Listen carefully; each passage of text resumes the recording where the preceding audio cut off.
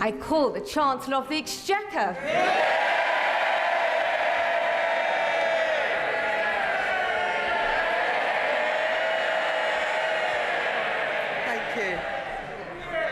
Thank you, Madam Deputy Speaker.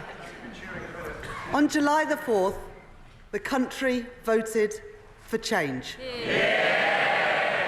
This government was given a mandate to restore stability to our economy and to begin a decade of national renewal. To fix the foundations and deliver change through responsible leadership in the national interest. That is our task, and I know that we can achieve it. My belief in Britain burns brighter than ever, and the prize on offer is immense. As my right honourable friend, the Prime Minister, said on Monday, change must be felt. More pounds in people's pockets, an NHS that is there when you need it, an economy that is growing, creating wealth and opportunity for all, because that is the only way to improve living standards. And the only way to drive economic growth is to invest, invest, invest. There are no shortcuts. And to deliver that investment, we must restore economic stability and turn the page on the last 14 years. This is not the first time that it has fallen to the Labour Party to rebuild Britain. In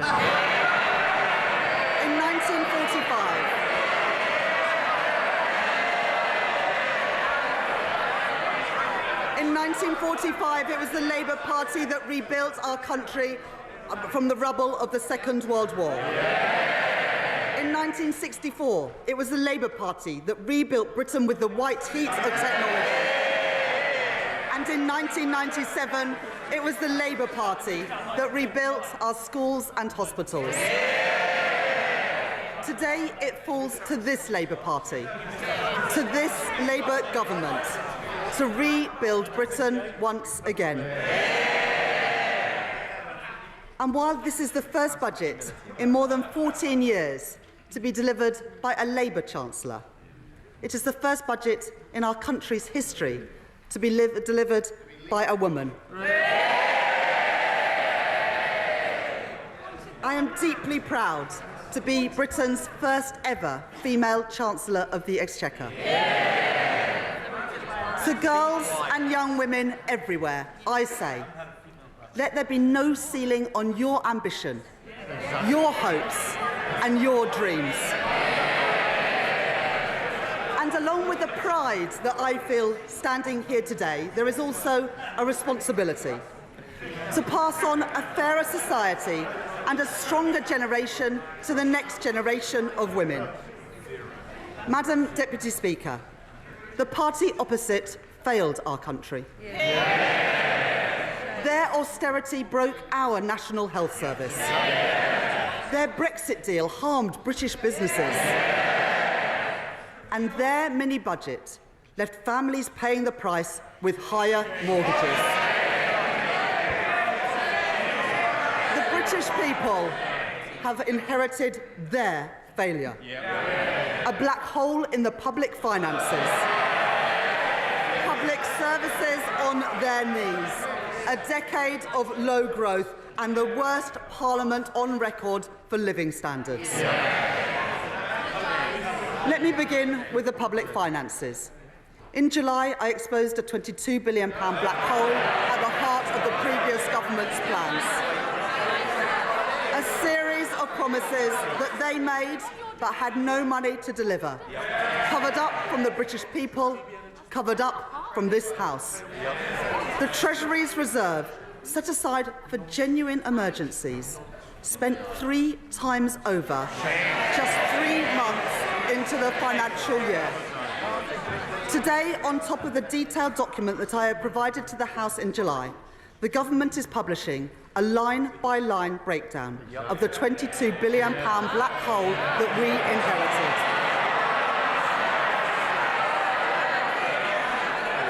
shows hundreds of unfunded pressures on the public finances this year and into the future too. The Office for Budget Responsibility have published their own review of the circumstances around the spring budget forecast. They say that the previous government, and I quote, did not provide the OBR with all the information to them.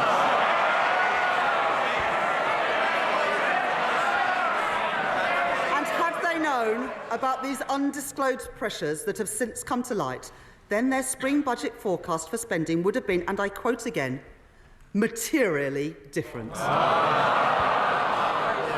Let me be clear. That means any comparison between today's forecast and the OBR's March forecast is false.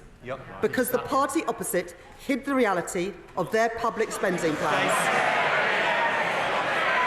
Yet, at the very same budget, they made another £10 billion worth of cuts to national insurance. It was the height of irresponsibility, and they knew it, because they had run out of road and they called an election to avoid making difficult choices. So let me make this promise to the British people. Never again will we allow a government to play fast and loose with the public finances. And never again will we allow a government to hide the true state of our public finances from our independent forecaster. That's why today I can confirm that we will implement in full the 10 recommendations from the Independent Office for Budget Responsibilities Review. But the country has inherited not just broken public finances, but broken public services too. The British people can see and they can feel that in their everyday lives. NHS waiting lists at record levels. Children in porter cabins as school roofs crumble. Trains that do not arrive, rivers filled with polluted waste, prisons overflowing, crimes which are not investigated, and criminals who are not punished. That is the country's inheritance from the party opposite. But they had no plan to improve our public services, and they had no plan to put our public finances on a stable footing. Quite the opposite. Since 2021, there have been no detailed plans for departmental spending set out beyond this year. And their plans relied on a baseline for spending this year, which we now know was wrong, because it did not take into account the £22 billion black hole. The previous government also failed to budget for costs that they knew would materialise. That includes funding for vital compensation schemes for victims of two terrible injustices.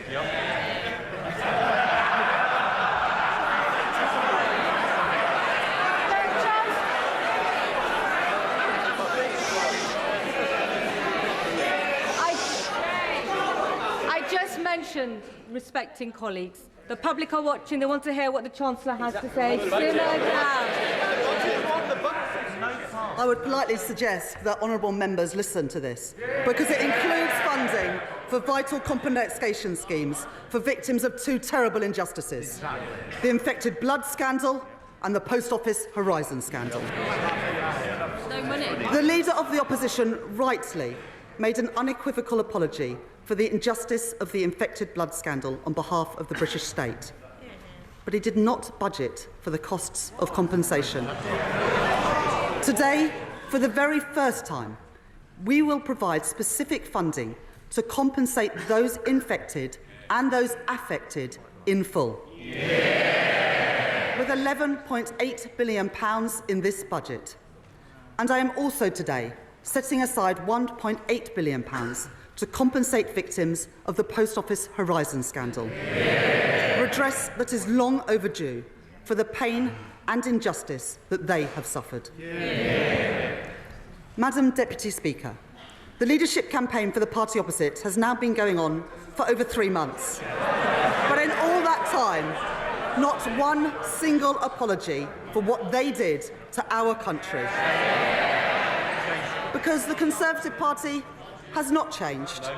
But this is a changed Labour Party, and we will restore stability to our country once again. The scale and seriousness of the situation that we have inherited cannot be underestimated. Together, the hole in our public finances this year, which recurs every year, the compensation schemes that they did not fund, and their failure to assess the scale of the challenges facing our public services means that this budget raises taxes by £40 billion. Any Chancellor standing here today would have to face this reality. And any responsible Chancellor would take action. That is why today I am restoring stability to our public finances and rebuilding our public services. As a former economist at the Bank of England, I know what it means to respect our economic institutions. I want to put on record my thanks to the Governor of the Bank, Andrew Bailey, and to the Independent Monetary Policy Committee. Today, I can confirm that we will maintain the MPC's target of 2% inflation, as measured by the 12-month increase in the Consumer Prices Index. I want to thank James Bowler, the Permanent Secretary to the Treasury, and my team of officials. Madam Deputy Speaker, I would also like to thank my predecessors as Chancellor of the Exchequer for their wise counsel as I have prepared for this budget. In particular, I would like to thank the former Right Honourable Member for Spelthorne for his invaluable advice in this weekend's papers, where he concluded that his mini-budget, and I quote, wasn't perfect. Well, for once, Madam Deputy Speaker, I think him and I are in absolute agreement. Finally, I want to thank Richard Hughes and his team at the Office for Budget Responsibility for their work in preparing today's economic and fiscal outlook. Let me now take the House through that forecast. The cost of living crisis under the last government stretched household finances to their limit, with inflation hitting a peak of above 11%. Today, the OBR say that CPI inflation will average 2.5% this year, 2.6% in 2025, then 2.3% in 2026, 2.1% in 2027, 2.1% in 2028, and 2.0% in 2029. Next, I move on to economic growth. Today's budget marks an end to short-termism. So I am pleased that for the first time, the OBR have published not only 5-year growth forecasts, but a detailed assessment of the growth impacts of our policies over the next decade too. And the new Charter for Budget Responsibility, which I am publishing today, confirms that this will become a permanent feature of our framework. The OBR forecast that real GDP growth will be 1.1% in 2024, 2.0% in 2025, 1.8% in 2026, 1.5% in 2027, 1.5% in 2028, and 1.6% in 2029. And the OBR are clear. This budget will permanently increase the supply capacity of the economy, boosting long-term growth. Every budget, it may sound shocking to them, but this government is boosting long-term economic growth. Every budget that I deliver will be focused on our mission to grow the economy. And underpinning that mission are the 7 key pillars of our growth strategy, developed and delivered alongside business, all driven forward by our excellent Financial Secretary to the Treasury. First, and most important, is to restore economic stability. That is my focus today. Second, increasing investment and building new infrastructure is vital for productivity. So we are catalysing £70 billion of investment through our National Wealth Fund. And we are transforming our planning rules to get Britain building again. Third, to ensure that all parts of the UK can realise their potential, we are working with the devolved governments and partnering with our mayors to develop local growth plans. Fourth, to improve employment prospects and skills, we are creating Skills England, delivering our plans to make work pay and tackling economic inactivity. Fifth, we are launching our long-term modern industrial strategy and expanding opportunities for our small and medium-sized businesses to grow. Sixth, to drive innovation, we are protecting record funding for research and development to harness the full potential of the UK's science base. And finally, to maximise the growth benefits of our clean energy mission, we have confirmed key investments such as carbon capture and storage to create jobs in our industrial heartlands. Our approach is already having an impact. Just 2 weeks ago, we delivered an international investment summit which saw businesses commit £63.5 billion of investment into our country, creating nearly 40,000 jobs across the United Kingdom. But we cannot undo 14 years of damage in one go. Economic growth will be our mission for the duration of this Parliament. Madam Deputy Speaker, in our manifesto, we set out the fiscal rules that would guide this government. I am confirming those today. Our stability rule and our investment rule. The stability rule means that we will bring the current budget into balance so that we do not borrow to fund day-to-day spending. We will meet this rule in 2029-30 until that becomes the third year of the forecast. From then on, we will balance the current budget in the third year of every budget held annually each autumn. That will provide a tougher constraint on day-to-day spending so that difficult decisions cannot be constantly delayed or deferred. The OBR say that the current budget will be in deficit by £26.2 billion in 2025-26 and £5.2 billion in 2026-27, before moving into surplus of £10.9 billion in 2027-28, £9.3 billion in 2028-29 and £9.9 billion in 2029-30, meeting our stability rule 2 years early. Monthly public sector finance data show that government borrowing in the first 6 months of this year was already running significantly higher than the OBR's March forecast.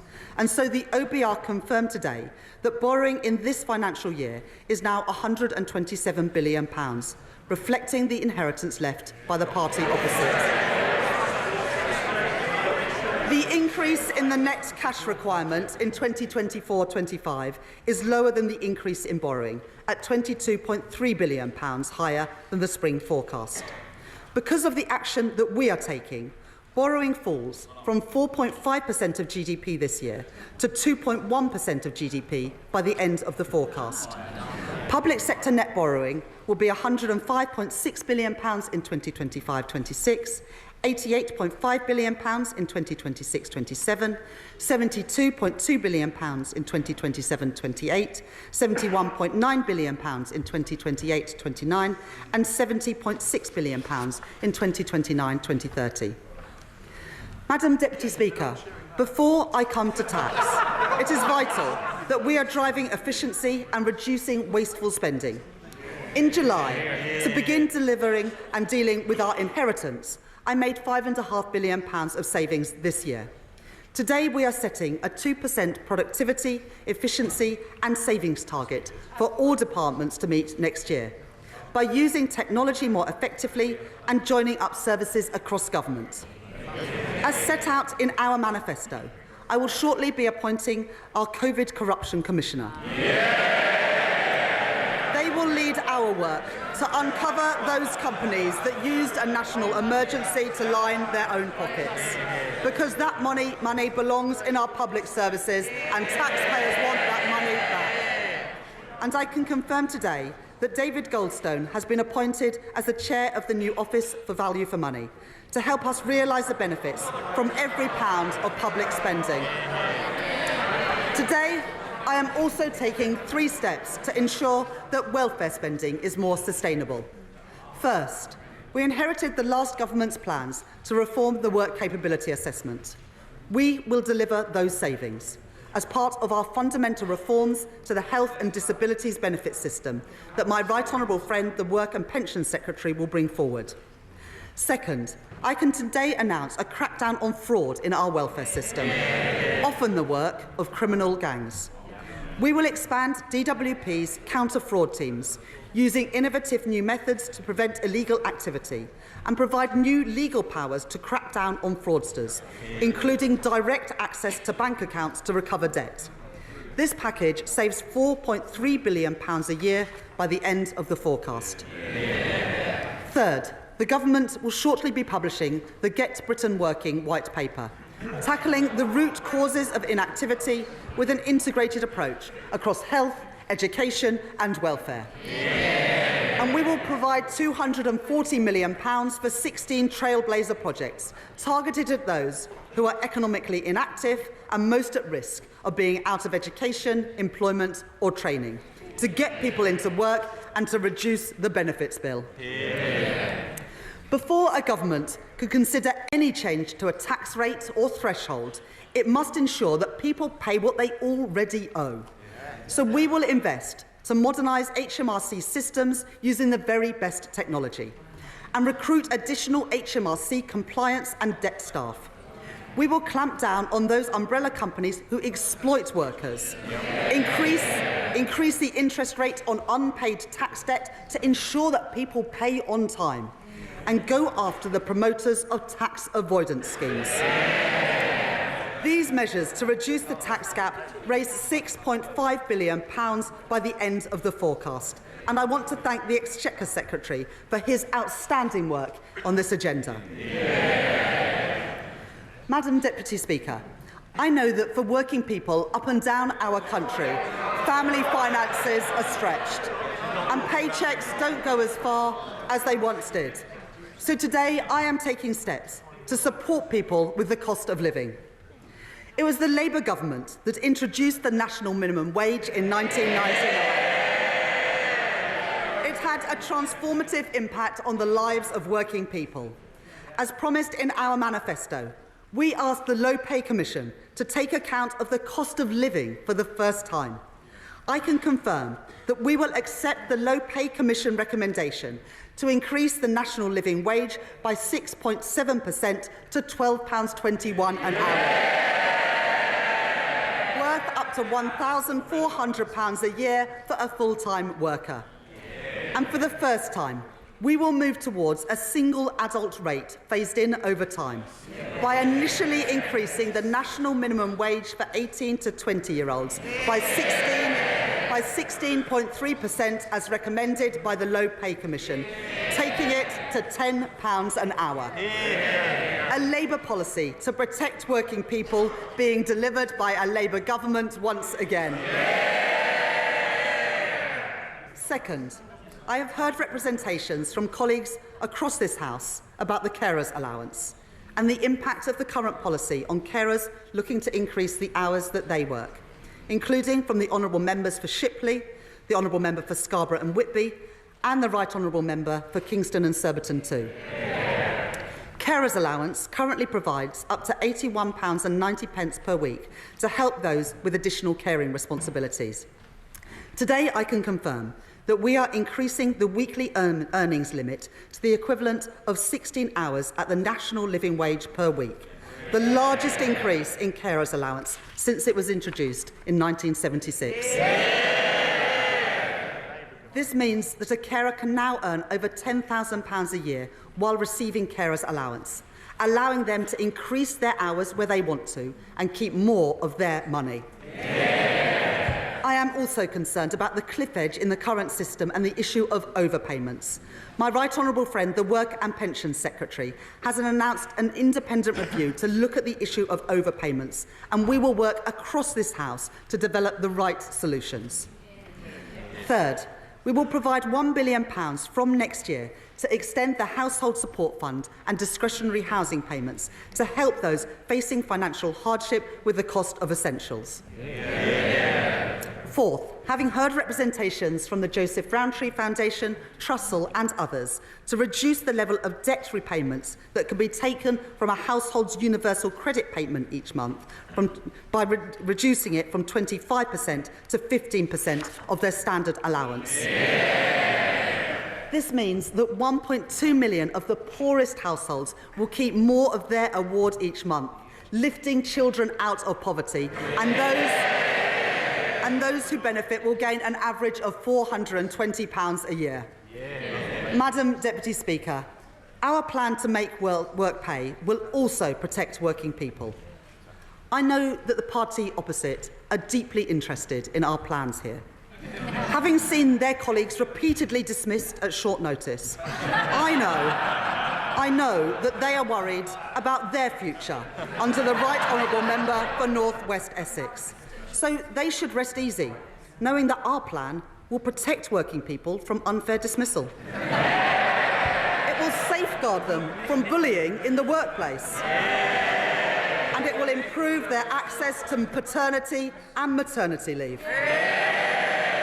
I hope that the new Shadow Cabinet will soon be grateful for these increased protections at work. It is right that we protect those who have worked all their lives. In our manifesto, we promised to transfer the Investment Reserve Fund in the Mine Workers Pension Scheme to members. And I have listened closely to my honourable friends for Easington, Doncaster Central, Blaenau Gwent and Ayr, Carrick and Cumnock on this issue. Today, we are keeping our promise so that working people who powered our country receive the fair pension that they are owed.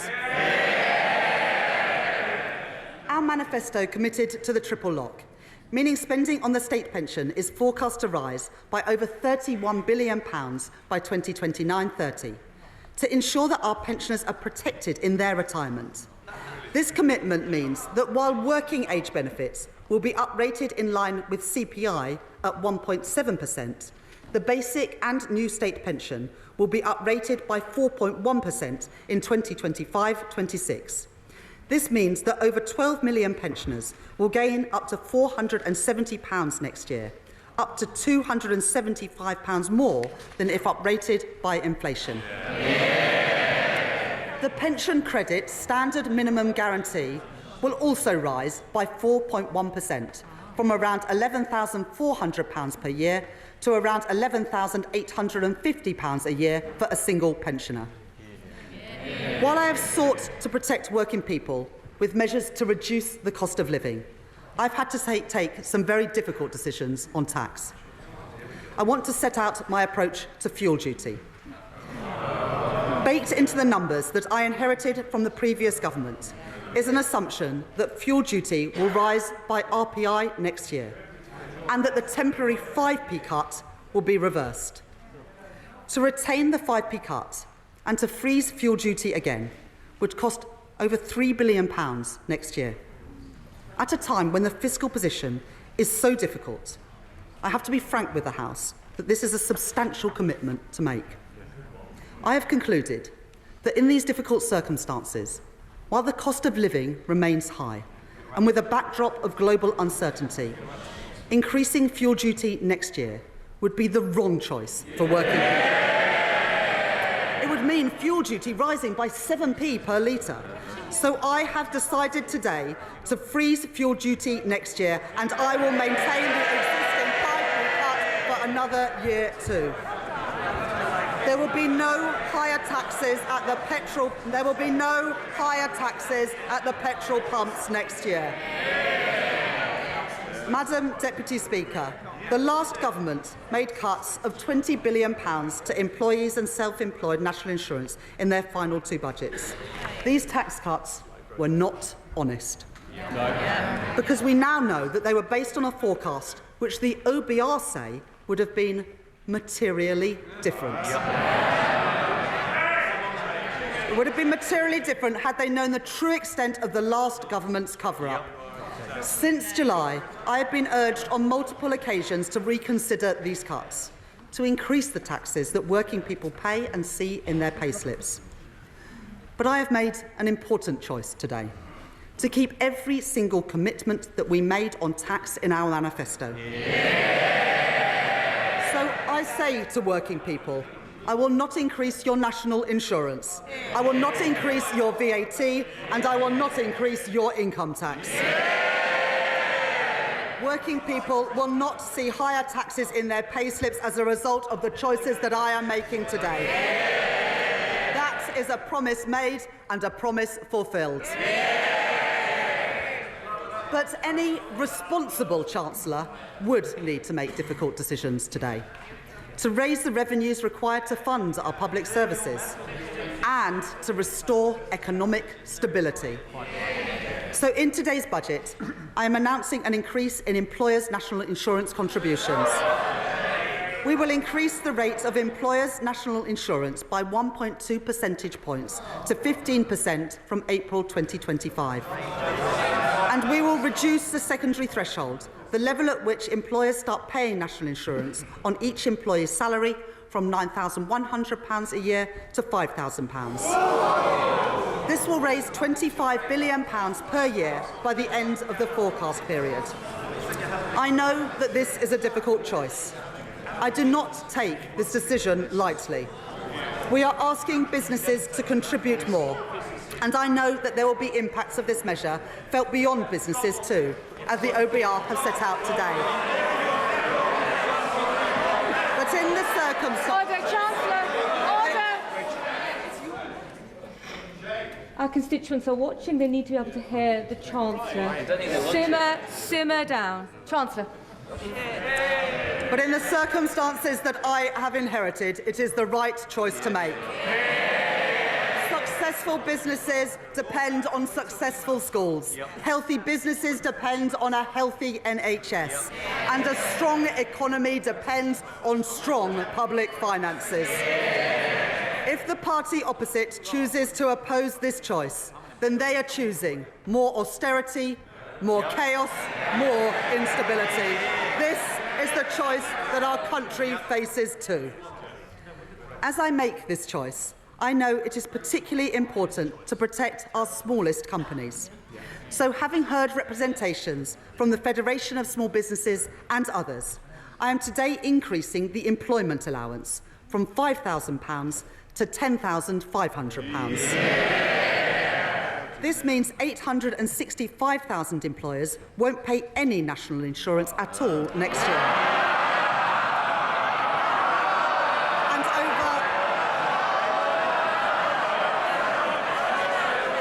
And over 1 million will pay the same or less than they did previously. This will allow a small business to employ the equivalent of 4 full-time workers on the national living wage without paying any national insurance on their wages. Madam Deputy Speaker, let me now come to capital gains tax.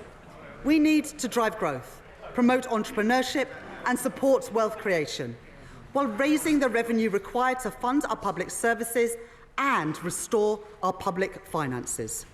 Today, we will increase the lower rate of capital gains tax from 10 to 18% and the higher rate from 20 to 24%, while maintaining the rates of capital gains tax on residential property at 18 and 24% too.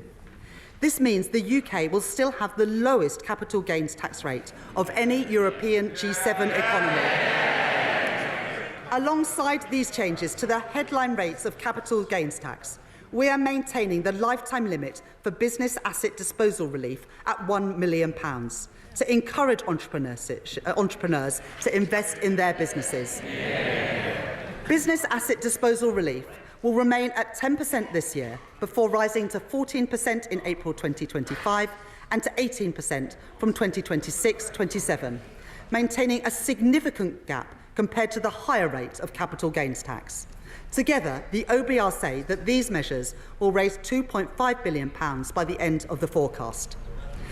In a sign of this government's commitment to supporting growth and entrepreneurship, we have already extended the Enterprise Investment Scheme and the Venture Capital Trust schemes to 2035. And we will continue to work with leading entrepreneurs and venture capital firms to ensure that our policies support a positive environment for entrepreneurship in the UK. Next, inheritance tax. Only 6% of estates will pay inheritance tax this year. I understand the strongly held desire to pass down savings to children and grandchildren. So I am taking a balanced approach in my package today. First, the previous government froze inheritance tax thresholds until 2028. I will extend that freeze for a further 2 years until 2030. That means the first £325,000 of any estate can be inherited tax-free, rising to £500,000 if the estate includes a residence passed to direct descendants, and £1 million when a tax-free allowance is passed to a surviving spouse or civil partner. Second, we will close the loophole created by the previous government, made even bigger when the lifetime allowance was abolished, by bringing inherited pensions into inheritance tax from April 2027. Finally, we will reform agricultural property relief and business property relief. From April 2026, the first £1 million of combined business and agricultural assets will continue to attract no inheritance tax at all. But for assets over £1 million, inheritance tax will apply with a 50% relief at an effective rate of 20%. This will ensure that we continue to protect small family farms and with three quarters of claims unaffected by these changes. I can also announce that we will apply a 50% relief in all circumstances on inheritance tax for shares on the alternative investment market and other similar markets, setting the effective rate of tax at 20%. Taken together, these measures raise over £2 billion by the final year of the forecast. Next, I can confirm that the government will renew the tobacco duty escalator for the remainder of this Parliament at RPI plus 2%. Increase duty by a further 10% on hand-rolling tobacco this year, introduce a flat rate duty on all vaping liquid from October 2026, alongside an additional one-off increase in tobacco duty to maintain the incentive to give up smoking. And we will increase the soft drinks industry levy to account for inflation since it was introduced, as well as increasing the duty in line with CPI each year going forward. These measures will raise nearly £1 billion per year by the end of the forecast period. Madam Deputy Speaker, we want to support the take-up of electric vehicles, so I will maintain the incentives for electric vehicles in company car tax from 2028 and increase the differential between fully electric and other vehicles in the first-year rates of vehicle excise duty from April 2025. These measures will raise around £400 million by the end of the forecast period. Madam Deputy Speaker, let me update the House on our plans for air passenger duty. And I can see the right honourable gentleman's ears have pricked up. Air passenger duty has not kept up with inflation in recent years, so we are introducing an adjustment, meaning an increase of no more than £2 for an economy-class short-haul flight. But I am taking a different approach when it comes to private jets.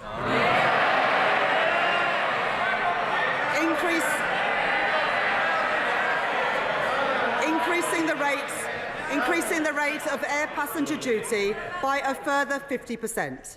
That is equivalent to £450 per passenger for a private jet to, say, California? Madam Deputy Speaker, let us now turn to our high street businesses. I know for them, a major source of concern is business rates. From 2026-27, we intend to introduce two permanently lower tax rates for retail, hospitality and leisure properties, which make up the backbone of our high streets across the country. And it is our intention that it is paid for by a higher multiplier for the most valuable properties. But the previous government created a cliff edge next year as temporary reliefs end. So I will today provide 40% relief on business rates for the retail, hospitality and leisure industry in 2025-26, up to a cap of £110,000 per business. Alongside this, the small business tax multiplier will be frozen next year. Next, I can confirm that alcohol duty rates on non-draft products will increase in line with RPI from February next year.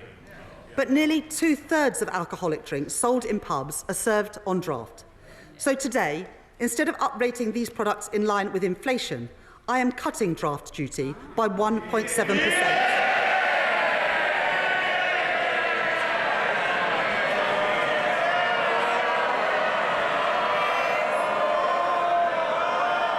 Which means a penny off the pint in the pub.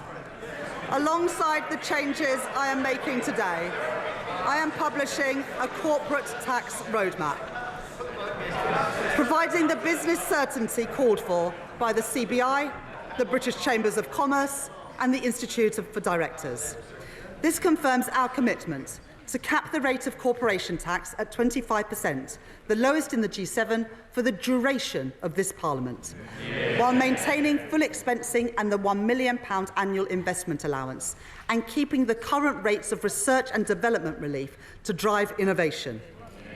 Madam Deputy Speaker, in our manifesto, we made a number of commitments to raise funding for our public services.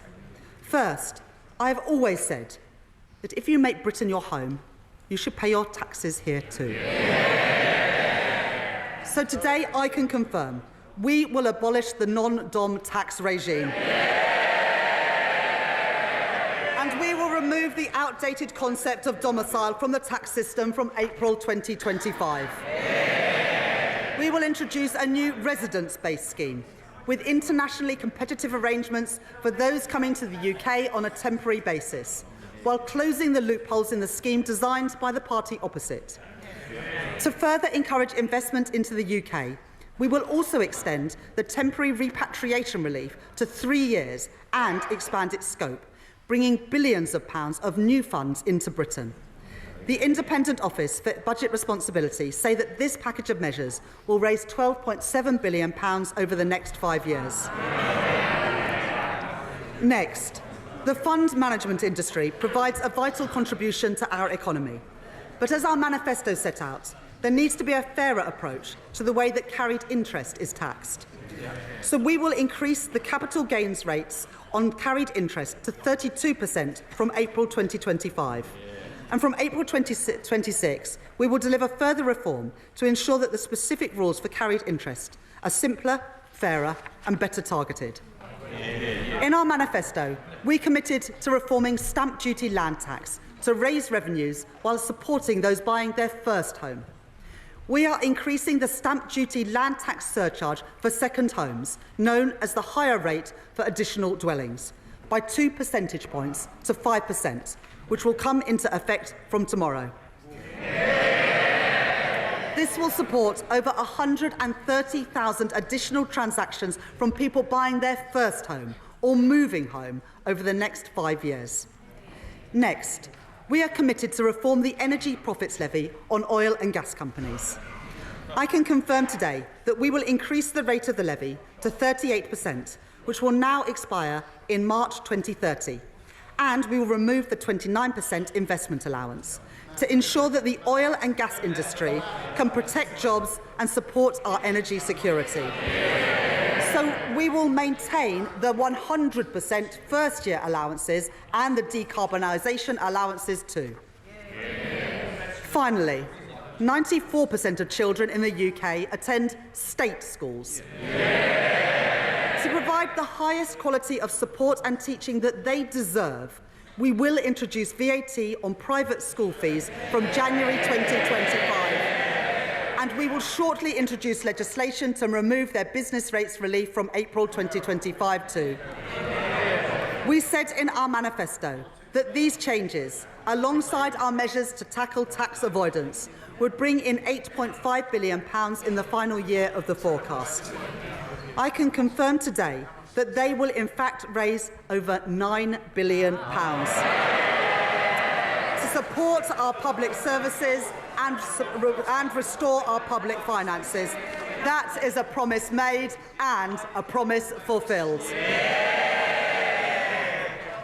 Madam Deputy Speaker, I have one final decision to take on tax today. The previous government froze income tax and national insurance thresholds in 2021, and then they did so again after the mini-budget. Extending their threshold freeze for a further 2 years raises billions of pounds, money to deal with the black hole in our public finances and repair our public services. Having considered this issue closely, I have come to the conclusion that extending the threshold freeze would hurt working people. It would take more money out of their payslips. I am keeping every single promise on tax that I made in our manifesto. So there will be no extension of the freeze in income tax and national insurance thresholds beyond the decisions by the previous government. From 2028-29, personal tax thresholds will be uprated in line with inflation once again. When it comes to choices on tax, this government chooses to protect working people every single time. Madam Deputy Speaker, these are the choices I have made: to restore economic stability and to protect working people. The next choice I make is to begin to repair our public services. In recent months, we have conducted the first phase of the spending review to set departmental budgets for 2024-25 and 2025-26. And I want to thank my right honourable friend, the Chief Secretary to the Treasury, for his tireless work with colleagues from across government. Because I have taken difficult decisions on tax today, I am able to provide an injection of immediate funding over the next 2 years to stabilise and to support our public services. The next phase of the spending review will report in late spring, and I have set the overall envelope today. Day-to-day spending from 2024-25 onwards will grow by 1.5% in real terms. And today, departmental spending, including capital spending, will grow by 1.7% in real terms. At the election, we promised there would be no return to austerity. Today, we deliver on that promise. But given the scale of the challenge that we are facing in our public services, that means there will still be difficult choices in the next phase of the spending review. Just as we cannot tax and spend our way to prosperity, nor can we simply spend our way to better public services. So we will deliver a new approach to public service reform, using technology to improve public services and taking a zero-based approach so that taxpayers' money is spent as effectively as possible, and so we focus on delivering our key priorities. In the first phase of the spending review, I have prioritised day-to-day funding to deliver on our manifesto commitments. I want every child to have the very best start in life, and the best possible start to the school day too. And I know my right honourable friend, the Education Secretary, shares my ambition. So I am today tripling investment in breakfast clubs to fund them in thousands of schools. I am increasing the core schools budget by £2.3 billion next year to support our pledge to hire thousands more teachers into key subjects. So that our young people can develop the skills that they need for the future, I am providing an additional £300 million for further education. And finally, this government is committed to reforming special educational needs provision to improve outcomes for our most vulnerable children and to ensure that the system is financially sustainable. To support that work, I am today providing a £1 billion uplift in funding, a 6% real terms increase from this year. There is no more important job for government than to keep our country safe, and we are conducting a strategic defence review to be published next year. And as set out in our manifesto, we will set a path to spending 2.5% of GDP on defence at a future fiscal event. Today, I am announcing a total increase to the Ministry of Defence's budget of £2.9 billion next year, ensuring that the UK comfortably exceeds our NATO commitments and providing guaranteed military support to Ukraine of £3 billion per year for as long as it takes. Last week, alongside my right honourable friend, the Defence Secretary, I announced in addition to this further support to Ukraine, on top of our NATO commitment, through our £2.26 billion contribution to the G7's Extraordinary Revenue Acceleration Agreement, repaid using profits from immobilised Russian sovereign assets. Yeah. And as we approach Remembrance Sunday, it is vital that we take time to remember those who have served our country so bravely. Yeah. So I am today announcing funding to commemorate the 80th anniversary of VE and VJ Day next year, to honour those who have served at home and abroad. We must also remember those who experienced the atrocities of the Nazi regime firsthand. I would like to pay tribute to Lily Ebert, the Holocaust survivor and educator who passed away aged 100 earlier this month.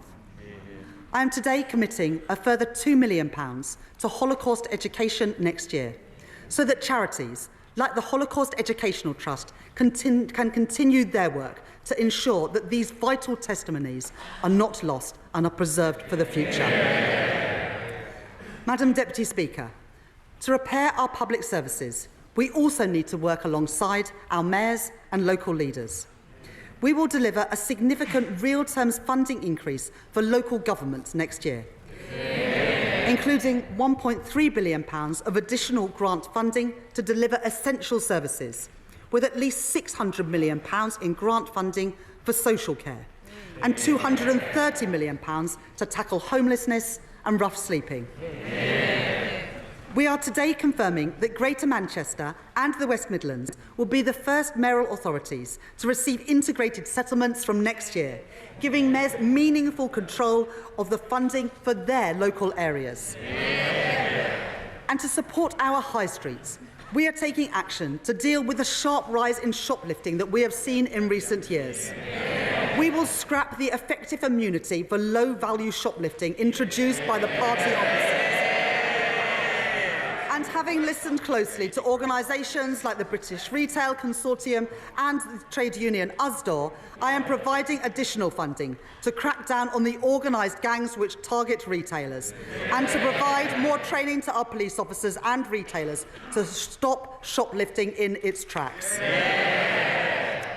Finally, I am today providing funding to support public services and drive growth across Scotland, Wales and Northern Ireland. Having discussed the matter with the First Minister of Wales, Eluned Morgan, and my honourable friends for Llanelli and Pontypridd, I am today providing £25 million to the Welsh Government next year for the maintenance of coal tips to ensure that we keep our communities safe. And to support growth, including in our rural areas, we will proceed with city and growth deals in Northern Ireland, in Causeway Coast and Glens, and the Mid-South West. And we will drive growth in Scotland, a key priority for Scottish Labour and our leader, Anna Sawar, including with a city and growth deal in Argyll and Bute. This budget provides the devolved governments with the largest real terms funding settlements since devolution, delivering an additional £3.4 billion to the Scottish Government through the Barnett formula. Funding which must now be used effectively in Scotland to deliver the public services that the people of Scotland deserve. This budget also provides £1.7 billion to the Welsh Government and £1.5 billion to the Northern Ireland Executive in 2025-26. I said that there would be no return to austerity, and that is the choice that I have made today.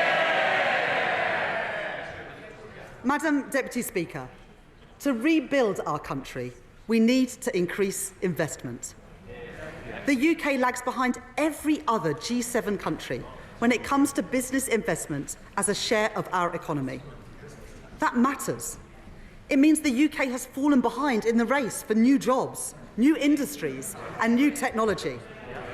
By restoring economic stability, and by establishing the National Wealth Fund to catalyse private funding, we have begun to create the conditions that businesses need to invest. But there is also a significant role for public investment. For too long, we have seen Conservative Chancellors cut investment and raid capital budgets to plug gaps in day-to-day spending. The result is clear for all to see. Hospitals without the equipment they need. School buildings not fit for our children. A desperate lack of affordable housing.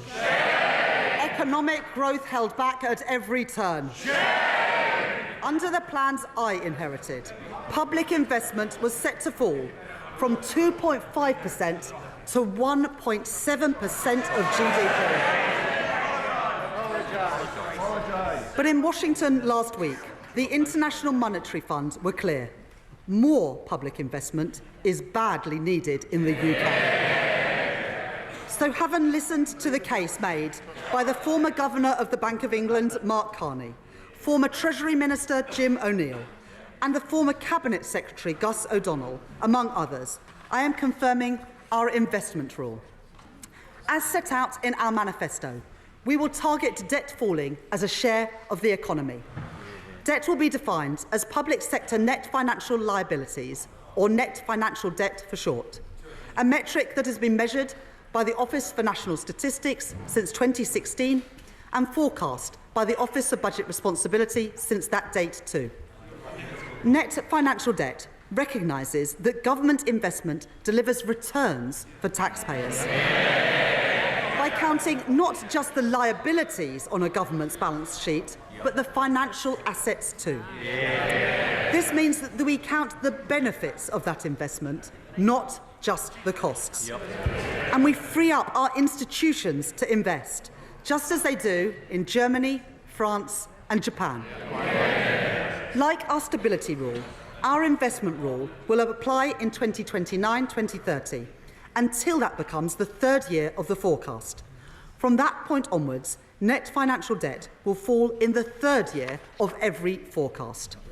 Today, the OBR say that we are already meeting our target 2 years early, with net financial debt falling by 2027-28, with £15.7 billion of headroom in the final year. So that we drive the right incentives in government investments, we will introduce 4 key guardrails to ensure capital spending is good value for money and drives growth in our economy. First, our portfolio of new financial investments will be delivered by expert bodies like the National Wealth Fund, which must, by default, earn a rate of return at least as large as that on gilts. Second, we will strengthen the role of institutions to improve infrastructure delivery. Third, we will improve certainty, setting capital budgets for 5 years and extending them at every spending review every 2 years. Finally, we will ensure that there is greater transparency for capital spending, with robust annual reporting of financial investments based on accounts audited by the National Audit Office and made available to the Office for Budget Responsibility at every forecast. Taken together with our stability rule, these fiscal rules will ensure that our public finances are on a firm footing while enabling us to invest prudently alongside business. The capital plans that I now set out to drive growth across our country and repair the fabric of our nation are only possible because of our investment rule. Let me set out those investment plans. Today, we are confirming our plans to capitalise the National Wealth Fund to invest in the industries of the future, from gigafactories to ports to green hydrogen. Building on these investments, my right honourable friend, the Business Secretary, is driving forward our modern industrial strategy. Working with businesses and organisations like Make UK to set out the sectors with the biggest growth potential. Today, we are confirming multi-year funding commitments for these areas of our economy, including nearly £1 billion for the aerospace sector to fund vital research and development, building on our industry in the East Midlands, the South West and in Scotland. Over £2 billion for the automotive sector to support our electric vehicle industry and develop our manufacturing base, building on our strengths in the North East and the West Midlands. and up to £520 million for a new life sciences innovative manufacturing fund. For our world-leading creative industries, we will legislate to provide additional tax relief for visual effect costs in TV and film. And we are providing £25 million for the North East Combined Authority, which they plan to use to remediate the Crown Works studio site in Sunderland, creating 8,000 new jobs. To unlock these growth industries of the future, we will protect government investment in research and development with more than £20 billion worth of funding. This includes at least £6.1 billion to protect core research funding for areas like engineering, biotechnology and medical science. Through Research England, other research councils and the national academies. We will extend the Innovation Accelerators programme in Glasgow, in Manchester and in the West Midlands. And with over £500 million of funding next year, my right honourable friend, the Science, Technology and Innovation Secretary, will continue to drive progress in improving reliable, fast broadband and mobile coverage across our country, including in rural areas. We committed in our manifesto to build 1.5 million homes over the course of this Parliament. And my right honourable friend, the Deputy Prime Minister, is driving that work forward across government. Today, I am providing over £5 billion of government investment to deliver our plans on housing next year. We will increase the Affordable Homes programme to £3.1 billion, delivering thousands of new homes. We will provide £3 billion worth of support in guarantees to boost the supply of homes and support our small house builders. And we will provide investment to renovate sites across our country, including at Liverpool Central Docks, where we will deliver 2,000 new homes, and funding to help Cambridge realise its full growth potential. Alongside this investment, we will put the right policies in place to increase the supply of affordable housing. Having heard representations from local authorities, social housing providers and from Shelter, I can today confirm that the government will reduce right-to-buy discounts and local authorities will be able to retain the full receipts from any sales of social housing so that we can reinvest them back into the housing stock and into new supply. By doing this, we will give more people a safe, secure and affordable place to live. We will provide stability to social housing providers with a social housing rent settlement of CPI plus 1% for the next 5 years. And we will deliver on our manifesto commitment to hire hundreds of new planning officers to get Britain building again. We will also make progress on our commitment to accelerate the remediation of homes following the findings of the Grenfell inquiry, with £1 billion of investment to remove dangerous cladding next year. The last government made a number of promises on transport, but it failed to fund them. Working with my right honourable friend, the Transport Secretary, I am changing that. We are today securing the delivery of the Transpennine upgrade to connect York, Leeds, Huddersfield and Manchester. Delivering fully electric local and regional services between Manchester and Staley Bridge by the end of this year. With a further electrification of services between Church Fenton and York by 2026. To help grow our economy across the north of England with faster and more reliable services. We will deliver East-West Rail to drive growth between Oxford, Milton Keynes and Cambridge, with the first services running between Oxford, Bletchley and Milton Keynes next year, and trains between Oxford and Bedford running from 2030. We are delivering railway schemes which improve journeys for people across our country, including upgrades at Bradford Forster Square Station improving capacity at Manchester Victoria and electrifying the Wigan to Bolton line. My right honourable friend, the Transport Secretary, has also set out a plan for how to get a grip of HS2. Today, we are securing delivery of the project between Old Oak Common and Birmingham, and we are committing the funding required to begin tunnelling work to London Euston Station.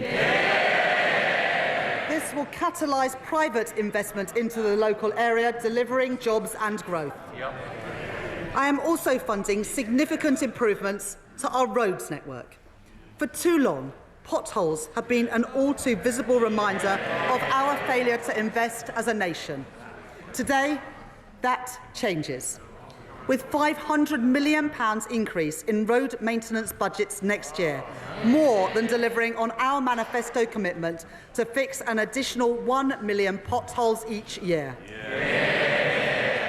We will provide over £650 million of local transport funding to improve connections across our country, in towns like Crewe and Grimsby, and in our villages and rural areas from Cornwall to Cumbria. And while the previous government's policy was for the bus fare cap to end this December, we understand how important bus services are for our communities. And so we will extend the cap for a further year, setting it at £3 until December 2025. Finally, we will deliver £1.3 billion of funding to improve connectivity in our city regions, funding projects like the Brierley Hill Metro extension in the West Midlands, the renewal of Sheffield Supertram, and the West Yorkshire Mass Transit, including in Bradford and Leeds. Madam Deputy Speaker, to bring new jobs to Britain and to drive growth across our country, we are delivering our mission to make Britain a clean energy superpower, led by my right honourable friend, the Energy Secretary. Earlier this month, we announced a significant multi-year investment between government and business into carbon capture and storage, creating 4,000 jobs across Merseyside and Teesside. Today, I am providing funding for 11 new green hydrogen projects across England, Scotland and Wales.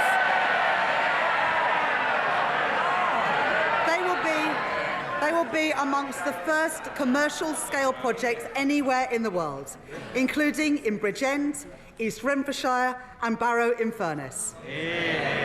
We are kick-starting the Warm Homes Plan by confirming an initial £3.4 billion over the next 3 years to transform 350,000 homes, including 250,000 low-income and social homes. And we will establish GB Energy, providing funding next year to set up GB Energy at its new home in Aberdeen. Overall, we will invest an additional £100 billion over the next 5 years in capital spending, only possible because of our investment rule. The OBR say today that this investment will drive growth across our country in the next 5 years, and in the longer term, increase GDP by up to 1.4%. It will crowd in private investment, meaning more jobs and more opportunities in every corner of the UK. That is the choice that I have made, to invest in our country and to grow our economy. Today, I am setting out 2 final areas in which investment is so badly needed to repair the fabric of our nation. Madam Deputy Speaker, my right honourable friend, the member for Lewisham West and East Dulwich and I joined the Labour Party because of the condition of our schools in the 1980s and the 1990s under Conservative governments. When we were at secondary school, my sixth form was a couple of prefab huts in the playground. My school, like so many others, was rebuilt by the last Labour government. But today, after 14 years of Tory government, progress has gone backwards. School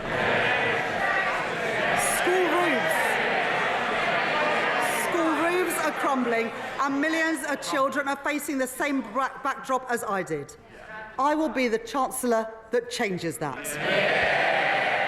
So today, I am providing £6.7 billion of capital investment to the Department for Education next year, a 19% real terms increase on this year.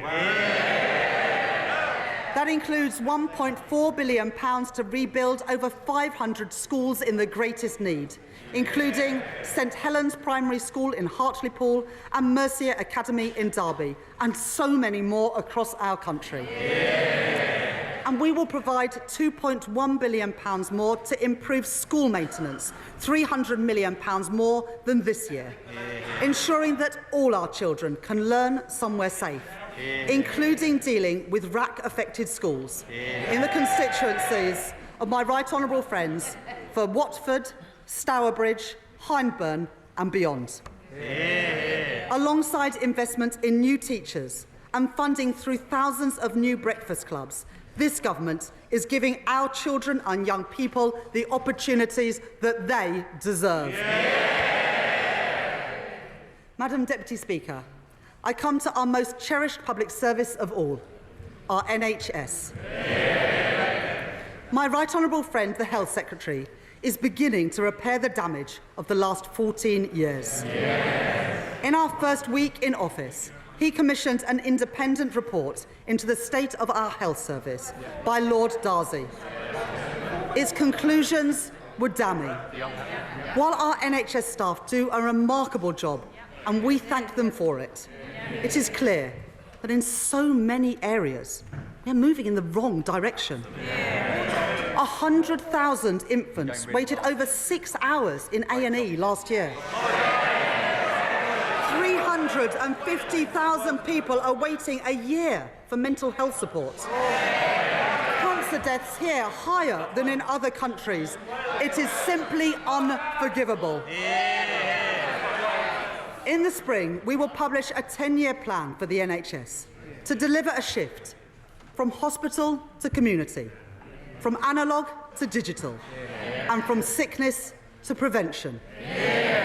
Today, we are announcing a down payment on that plan to enable the NHS to deliver 2% productivity growth next year. These reforms are vital, but we should be honest. The state of the NHS that we have inherited after, and I quote Lord Darcy, the most austere decade since the NHS was founded, means that reform must come alongside investment.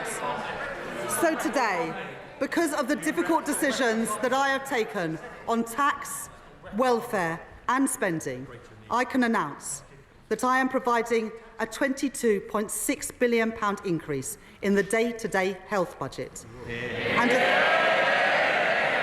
a £3.1 billion increase in the capital budget over this year and next. This is the largest real terms growth in day-to-day NHS spending outside of COVID since 2010. Let me set out what this funding is delivering. Many NHS buildings have been left in a state of disrepair. So we will provide £1 billion of health capital investment next year to address the backlog of repairs and upgrades across our NHS. To increase capacity for tens of thousands more procedures next year, we will provide a further £1.5 billion for new beds in hospitals across our country, new capacity for over 1 million additional diagnostic tests, and new surgical hubs and diagnostic centres, so that people waiting for their treatment can get it as quickly as possible. My right honourable friend, the Health Secretary, will be setting out further details of his review into the new hospital programme in the coming weeks and publishing in the new year. But I can tell the House today that work will continue at pace to deliver those 7 hospitals affected by the RAC crisis, including West Suffolk Hospital in Bury St Edmunds and Leighton Hospital in Crewe.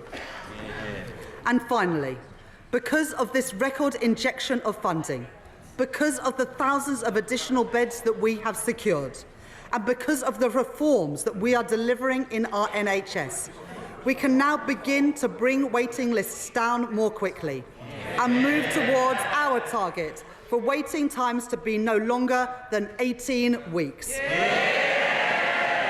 By delivering on our manifesto commitment for 40,000 extra hospital appointments a week, that is the difference that this Labour government is making. Madam Deputy Speaker, the choices I have made today are the right choices for our country. To restore stability to our public finances, to protect working people, to fix our NHS, and to rebuild Britain. That doesn't mean these choices are easy, but they are responsible. If the party opposite disagrees with the choices that I have made, then they must answer. What choices would they make? Would they again choose the path of irresponsibility, the path taken by Liz Truss, and ignore the problems in our public finances altogether? If that is their choice, they should say so. But let me be clear. If they disagree with my choices on tax, then they would not be able to protect working people. If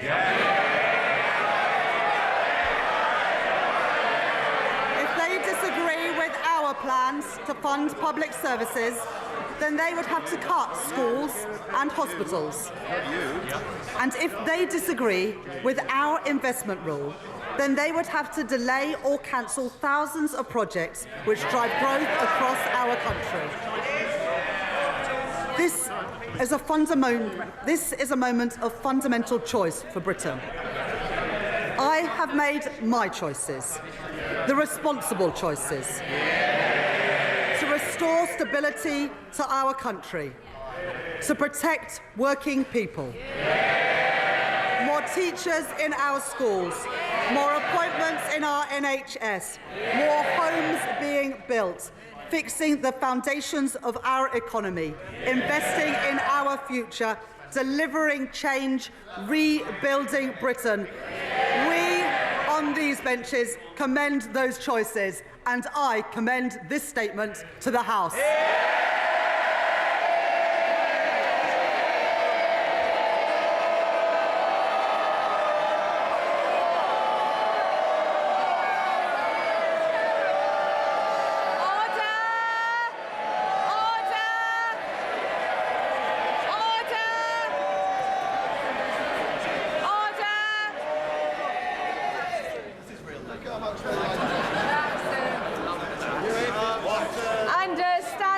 Number 51, the first motion entitled Provisional Collection of Taxes must be decided without debate. Will the Chancellor of the Exchequer please move formally?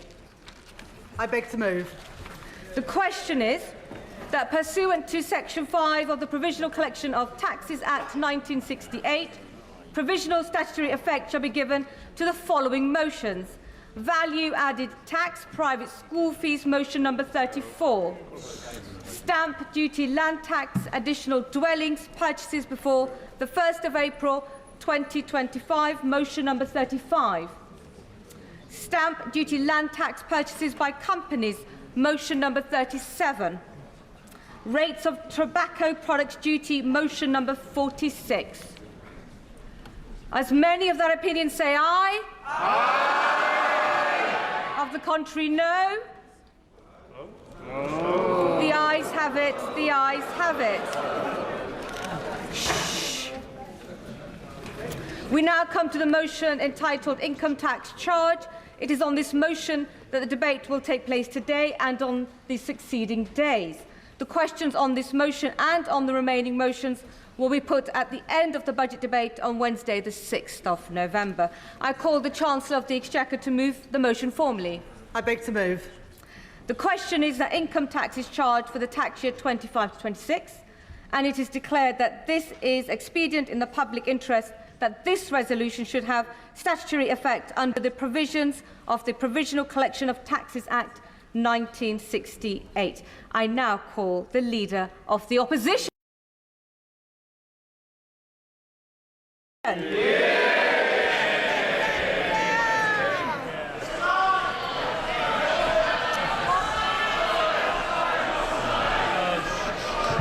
Madam Deputy Speaker, Madam Deputy Speaker, Madam Deputy Speaker, on the day that he took office, the Prime Minister said that he wanted to restore trust to British politics with action, not words. Well, today, his actions speak for themselves, with a budget that contains broken promise after broken promise, and reveals the simple truth that the Prime Minister and the Chancellor have not been straight with the British people. Time and again, we Conservatives warned Labour would tax, borrow and spend far beyond what they were telling the country. And time and again, they denied they had such plans. But today, the truth has come out. Proof that they planned to do this all along. Because, Madam Deputy Speaker, today's budget sees the fiscal rules fiddled, borrowing increased by billions of pounds. Britain's poorest pensioners, Britain's poorest... Order! Just as we respected the Chancellor and heard her speak, we will hear the Leader of the Opposition. Speaker, Britain's poorest pensioners squeezed, welfare spending out of control, and a spree of tax rises they promised the working people of this country they would not do. National insurance, up. Capital gains tax, up. Inheritance tax, up. Energy taxes, up. Business rates, up. First-time buyer stamp duty, up. Pensions tax, up. They have fiddled the figures. They don't like it, Mr. Speaker. They don't like it, Madam Deputy Speaker. Order! The public will also want to hear what the Leader of the Opposition has to say. And shouting whilst I can see you will mean that you will not be called to speak later on. Simmer. They don't like it, but this is the truth. They have fiddled the figures. They have raised tax to record levels. They have broken their promises, and it is the working people of this country that are going to pay the price. Now, Madam Deputy Speaker, the Chancellor and Prime Minister have tried to say that they had no choice. But be in no doubt, their misleading claims about the state of the economy are nothing but a cynical political device. Today's situation is a world away from the genuinely bleak legacy that we Conservatives inherited from the last Labour government. Borrowing. The Chancellor forgot to point out, borrowing £1 in every 4 that they spent. Debt rising every year and unemployment at 8%. Now, I understand the Chancellor's shameless political motivations, why it suits her to cook up a false justification for her agenda. But today, the OBR has, in fact, declined to back up her claims of a fictional £22 billion black hole. It actually appears nowhere in their report, Madam Deputy Speaker. And it is deeply, deeply disappointing that she has sought to politicise the independent OBR that should be above party politics.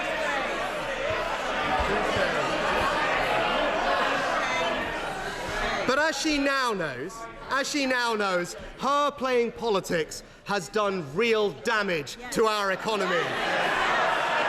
She talked about being a Bank of England economist. Well, as the Bank of England's former chief economist has said, Labour's approach has generated fear and foreboding and uncertainty amongst consumers, businesses and investors. The rhetoric of this Chancellor and this Prime Minister damaging the British economy for political purposes. Now,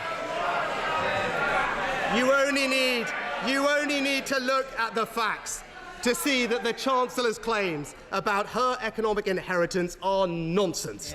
Labour inherited an economy with inflation back at its 2% target, mortgage rates being cut and unemployment low. And, Madam Deputy Speaker, when we left office, the United Kingdom was the fastest growing advanced economy in the world. And when it comes to the public finances, not once has the Chancellor acknowledged that we took the right decision to spend £500 billion to protect the British people from the impact of COVID and Putin's war. And let me remind you, not only did the party opposite support all those interventions, they wanted us to go even further, Madam Deputy Speaker. And when I made the tough choices to fix the public finances afterwards, the Prime Minister and Chancellor opportunistically opposed me every step of the way. So I will take no lectures from those two about difficult decisions. But because of those decisions that we made, the Chancellor inherited lower borrowing than France, America, Italy and Japan, and the second lowest debt in the entire G7. So any which way you look at it, Labour's claims about their inheritance are purely ludicrous. These are her choices, so stop blaming everyone else and take responsibility for them.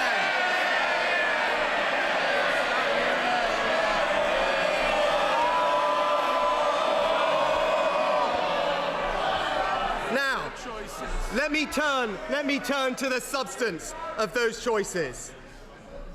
During the election, the Chancellor repeatedly promised that her plans were fully funded. Only a few weeks ago, the Prime Minister said the budget would balance the books. But this budget does no such thing and reveals they have not been straight with the British people. I can see you, even when you're hiding behind another colleague. Yelling across the chamber is not on. The public and our constituents are watching. I know emotions are high, and I expect some noise, but have the confidence to shout closer, and I will definitely call you out. Leader of the Opposition. A few weeks ago, the Prime Minister said the budget would balance the books. But this budget does no such thing and reveals that they haven't been straight with the British people. Because today, the Chancellor has launched an enormous borrowing spree, saddling our children and grandchildren with billions upon billions pounds more debt, pushing up interest rates, leaving our economy more exposed to future shocks, and leading the OBR today to now forecast higher inflation in every year of the forecast. And her decision to let borrowing rip make a total nonsense of her claims on the state of the public finances. Because if they truly were in such a dire strait, as she has said, what we should have seen today is a significant reduction in borrowing to repair them, not the splurge that she's just unleashed, Madam Deputy Speaker. Instead, what we see today, borrowing higher in every year of the forecast, debt higher in every year of the forecast. Now she has tried to cover up that splurge by fiddling the fiscal rules. According to the Institute of Fiscal Studies, the new measure will not actually even be a constraint on the amount she can borrow. And it is hard to escape the suspicion, they say, that the government is attracted to this change by the fact that it would allow for significantly more borrowing without any need for tough choices elsewhere. Fiscal fiddling is what they have called it. And the Chancellor herself actually agrees, because she specifically told the British people she wouldn't change the debt target. Because, and I quote, she said, "I'm not going to fiddle the figures to get better results." But that is exactly what she has done. She has gone back on her word and fiddled the figures so that she can borrow billions more. Broken promise after broken promise, and working people will pay the price. Now, the reason the Chancellor has increased borrowing and increased taxes is because she has totally failed to grip public spending. First, she has no meaningful plan. First, she has no meaningful plan to deliver the £20 billion worth of savings available if the public sector returned simply to its pre-pandemic levels of productivity. Instead, one of the first things the Chancellor did was to hand out inflation-busting pay rises to the unions without getting any productivity-enhancing reforms in return. The Chancellor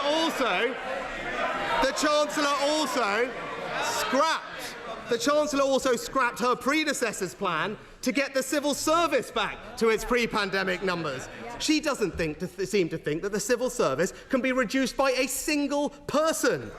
And the Chancellor has no plan to control welfare spending.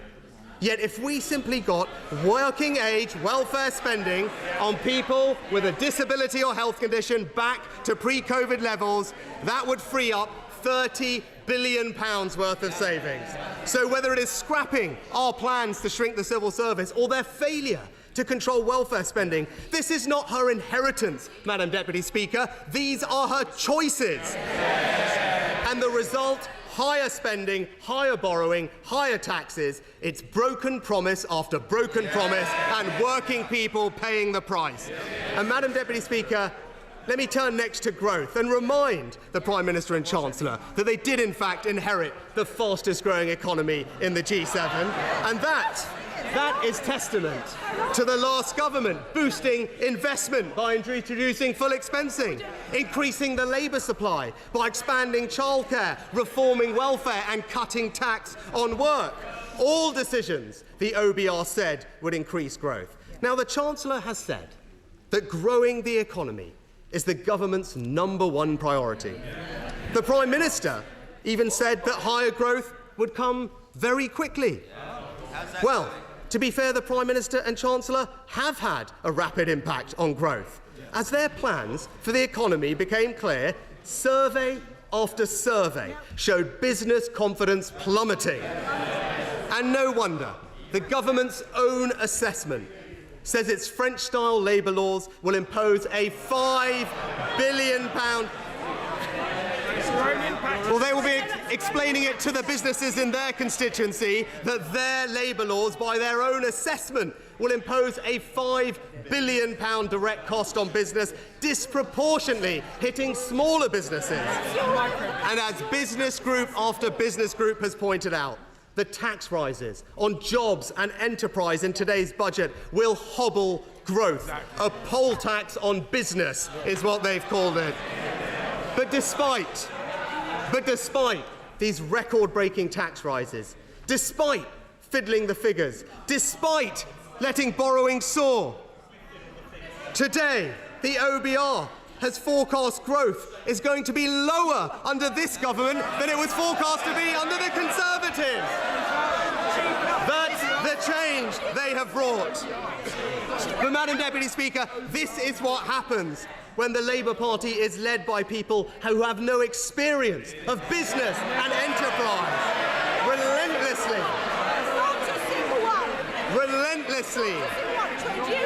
Relentlessly talking down our economy, delivering a tidal wave of anti-business regulations, destroying our flexible labour market and raising taxes to the highest level in our country's history.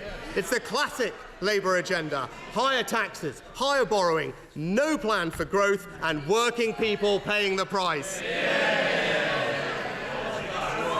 Now, Madam Deputy Speaker, during the election campaign, the Prime Minister specifically said there would be no tax surprises under Labour. the Chancellor went even further, saying she wanted to bring taxes down. Each time they made these promises, we warned they were not telling the truth. And today, the Chancellor and Prime Minister have done what they were always planning to do, but chose to get hidden from the British people. Far from reducing taxes as a result of today's budget, never in the history of our country will taxes be higher than they are under this Labour government. Now, they specifically promised that they wouldn't raise tax on working people. The Chancellor said Labour will not put up income tax, national insurance or VAT. Just this month, the Prime Minister gave, and I quote, an absolute commitment to not raising tax on working people. So what does today's budget do? It raises tax on working people by increasing national insurance and breaking Labour's promise. As the Independent Institute of Fiscal Studies have said, this is a straightforward breach of their manifesto. Because as the OBR have made clear, this tax rise is passed through entirely to working people. Even since she started speaking, the IFS have already confirmed that the vast majority of this tax increase will hit working people through lower pay. But you don't need to take it from the IFS or even the OBR. You can take it from the Chancellor herself. She has previously described her tax rise as a jobs tax, which takes money out of people's pockets. And not only that, Madam Deputy Speaker, the Chancellor also said the problem with national insurance is that it is a tax purely on people who go to work and those who employ them. So far from protecting working people, she is literally raising the only major tax that exclusively hits working people. But it doesn't stop there. Businesses on the British high street, your taxes are going up. Businesses investing in British energy, your taxes are going up. The small business owner looking to reap the rewards of years spent growing a business and creating jobs, your taxes are going up. The young couple saving to buy their first home, your taxes are going up. The family... Mr. Streeting, you promised me this morning. Let's try and keep our promises. Well, I'm sure the front bench will explaining to the young couple and their constituency saving to buy their first home that their taxes are going up. To the family wanting to pass on their farm or their business to their children, your taxes are going up. The parents sacrificing to give their kids the best start in life, your taxes are going up. They're taxing your job. They're taxing your business, they're taxing your home, they're taxing your savings. I said it during the election campaign. You name it, they will tax it, and that is exactly what they have done. Broken promise after broken promise, and working people paying the price. So, Madam Deputy Speaker, from the final time, from this dispatch box, let me deliver. Well, he's wiped the floor with Rachel. Let me deliver some basic truths. Government can foster growth, but it can't magically conjure it up. We need businesses, workers, investors and entrepreneurs to all back this country and build our economy. It doesn't matter whether your income comes in a pay packet from investments in dividends or profits. It is a poor politics that is so focused on what people receive that it fails to see that what matters is what people put in. The only way to grow the economy and to create wealth is for people to put in more. So when you create a negative environment for business, when you undermine confidence in our country, when you vilify and penalise people for doing exactly what we need them to do, which is to invest, take risks and work hard, you don't create growth, you hold back growth. And more than that, the promise of growth today does not pay the bills. The growth tomorrow does not pay the bills today. This is not the first government to peddle the borrow to grow myth. But time and again, we have seen the same ending. Not higher growth, but higher debt, higher inflation and higher taxes. But, Madam Deputy Speaker, whatever you think about the economic arguments around today's budget, there is a more fundamental point that I want to conclude with. The Prime Minister has talked relentlessly about trust. Yet today's budget reveals, above all, that the Labour Party... Today's budget reveals, above all, that the Labour Party did not tell the truth. They said they wouldn't fiddle the figures. They have. They said they wouldn't increase borrowing. They have. They said they wouldn't raise taxes on working people. They have. Broken promise after broken promise, and it is the working people of this country that will pay the price.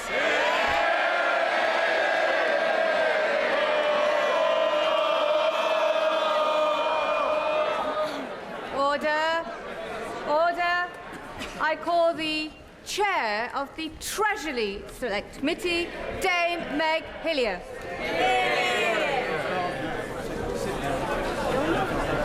I'm just getting ready to listen.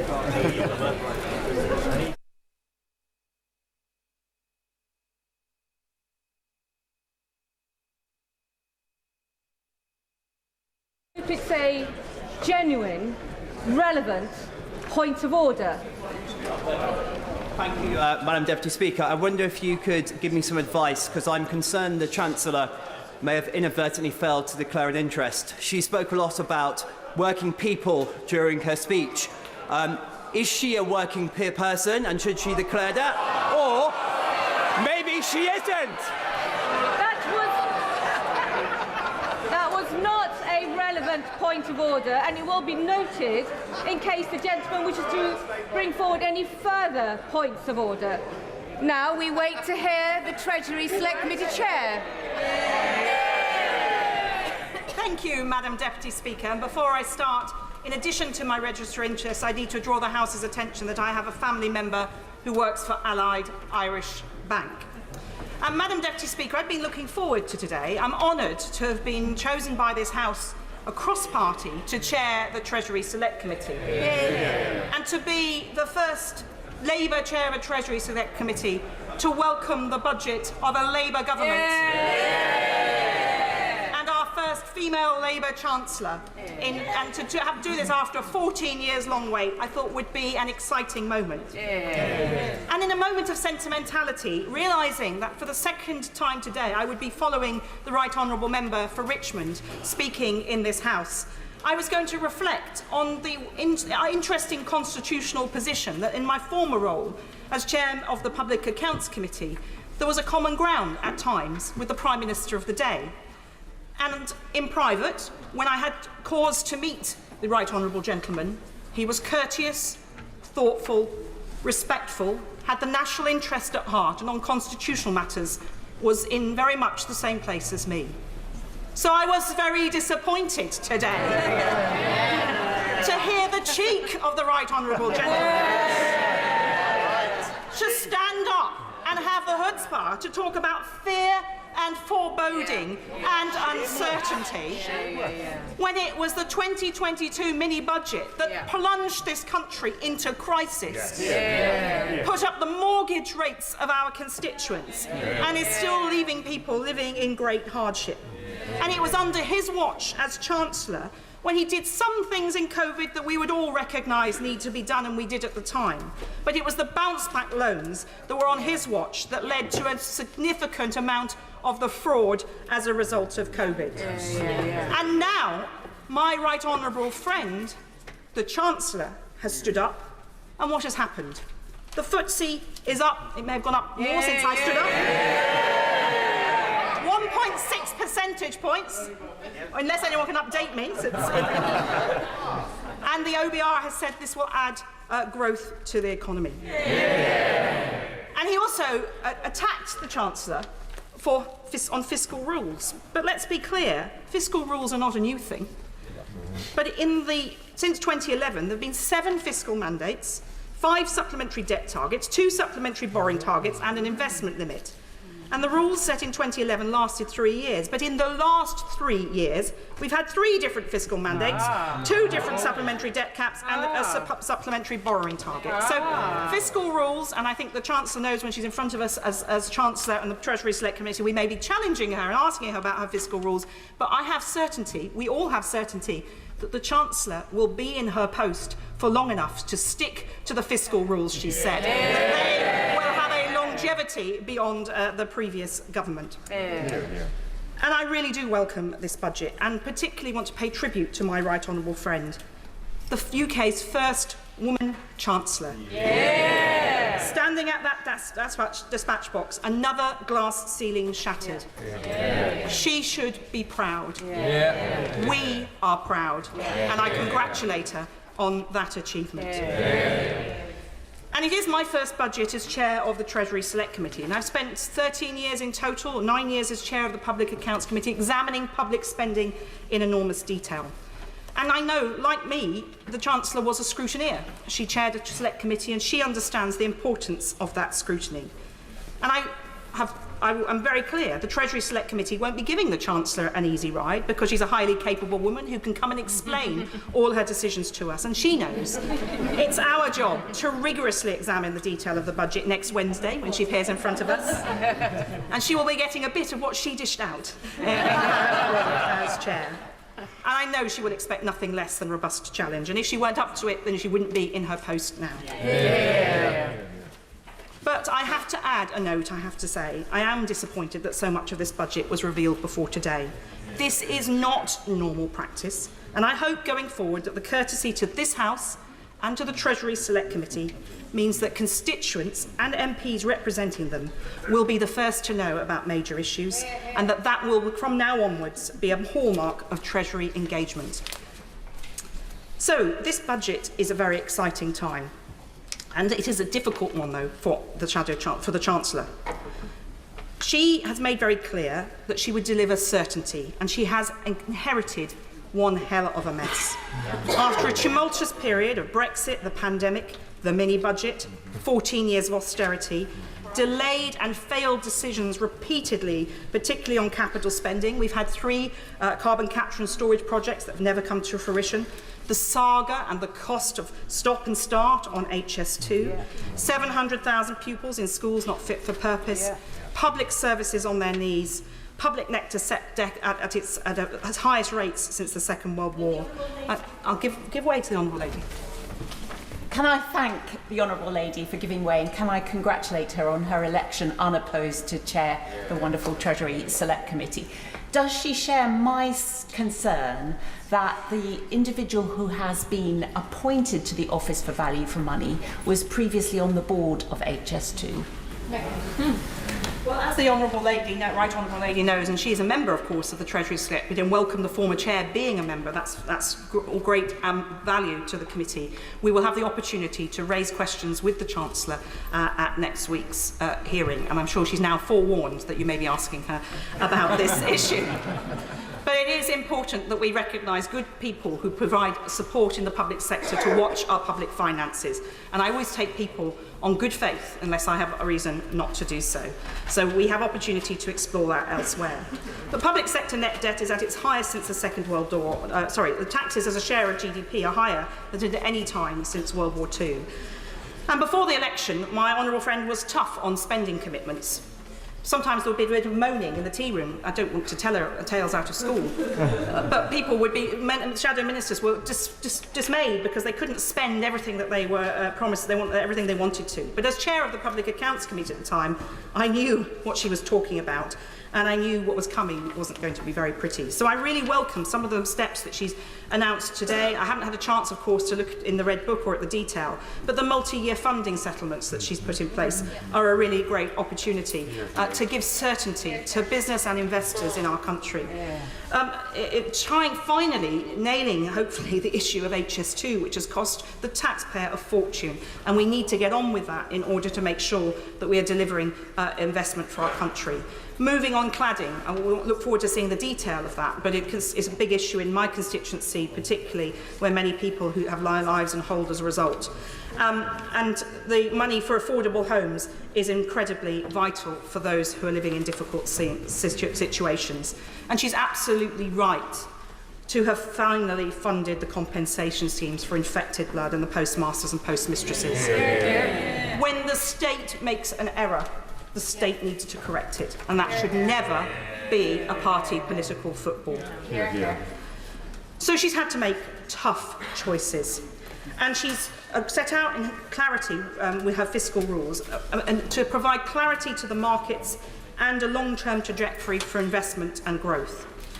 And net financial debt was something that we, of course, on the Treasury Committee will watch closely to see how the benefit is measured. And it's important, though, for taxpayers and the market that we do that. And she will be more aware than anyone about the impact on the market if she doesn't manage this very carefully. But international investors also may use the existing or the pre-existing debt model. So I'd be interested to talk to her when she comes in front of us about how she sees this playing in the international arena. I'll give way to the Honourable Lady. Thank you very much, the Honourable Lady, for giving way, and I have enormous respect for her both in her previous role and now in her really important role as the Chair of the Treasury Select Committee. And I know she's said that already she's got the Chancellor coming to see her Select Committee very shortly. So I wonder if on my behalf she could put a question to the Chancellor. I think we all know that we can learn the previous lessons of previous budgets, the law of unintended consequences. And on this budget, the thing that concerns me most is the combination of raising employers' national insurance, cutting the threshold at which they start paying it, and raising the minimum wages. The business that will most be impacted by those are businesses that employ a lot of people on low wages, businesses like care homes and childcare settings. So I wonder if she could ask the Chancellor, will there be special support for them? Because otherwise those will be money that will be passed on. Meg Hillier. The Honourable Lady is very experienced in this House, and she's made her point, and she'll have obviously the opportunity to speak in this budget debate, no doubt. And there will be plenty of opportunity across the committee corridor, and I welcome her as a fellow chair. Already, committee chairs are planning how we will work together in order to make sure that we hold the government to account, whichever party we represent. And the fiscal rules, of course, are designed to provide that fiscal certainty and predictability, and bring a sense of discipline to the public finances and to reassure the market, as I've mentioned. So I welcome that stability, as no doubt will the markets, as the FTSE increase suggests. And the committee will be watching how much she invests of the headroom that she has secured under this new rule. Because we do need to see the growth that she set out as her goal. This must be sustainable, so needs to be productivity growth. And there's no single solution, but the Resolution Foundation, in one analysis, found that a 1% increase in capital stock increased productivity by 0.4%. So we will look closely at this and at the spending review in 2025. On tax, the increase in employers' national insurance to 15% is an understandable measure. Always a challenge about where to find money in these difficult fiscal circumstances, but this brings money into the Exchequer at a faster pace than some of the other issues that were raised in the media. It was interesting, I have a wide approach, Madam Deputy Speaker, to reading about things. If you read the Daily Telegraph, you'd think that the world was going to hell in a handcart. And if you read more measured commentary, I think the Chancellor will be judged well on what she's achieved today. So there are obviously, exactly as the Right Honourable Lady opposite has raised, there are issues about how these interact. And we will, of course, as a Treasury Select Committee, be examining those along with sister committees and make sure that I'll give way to the Honourable Gentleman. Decent and patient in doing so. Can I just ask her, through her committee, whether she would look very carefully about the Chancellor's proposals on agricultural property relief and the damage that it's very likely to do to small family farms, farm-owned farms, and especially to tenants who are likely to be evicted as a consequence of this? Will she look at what this might do, not just for basic justice, but for food security in this country? Well said.